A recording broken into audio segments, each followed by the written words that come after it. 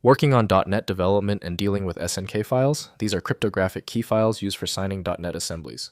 I'm Evan Brooks, Certified Support Engineer, and I'll show you how to use these strong name key files in your development workflow. We're going to solve this SNK issue, but first, a general piece of advice. A good universal viewer is a system essential.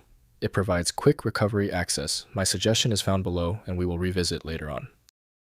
SNK files are strong name key files used in net development to sign assemblies with cryptographic strong names. They contain RSA public-private key pairs that uniquely identify assemblies, preventing tampering and enabling side-by-side versioning in the Global Assembly Cache GAC for net applications. SNK files store RSA cryptographic key pairs in a binary format defined by the net framework.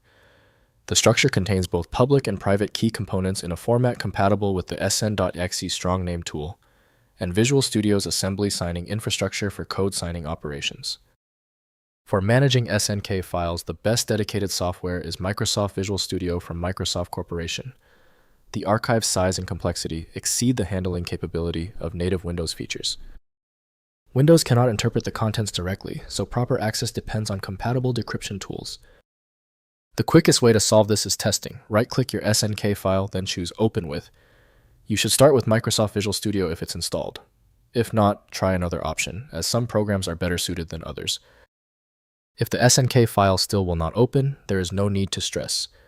When the initial application fails, we must assume a deeper problem. Let's jump into these 3 core diagnostic steps immediately. First, using in Visual Studio. Open your .NET project in Visual Studio and access Project Properties, then Signing tab. Check. Sign the assembly and browse to select the SNK file as the strong name key. Visual Studio automatically applies the key during build operations, creating signed assembly outputs for deployment. Next, working with sn.exe. Use the sn.exe strong name tool from the .NET Framework SDK or Visual Studio Developer command prompt. Commands like sn, knuki, SNK create new keys, while sn, PEA extracts public keys. Use sn, TP file name, SNK to display public key tokens for assembly references. Finally, securing key files.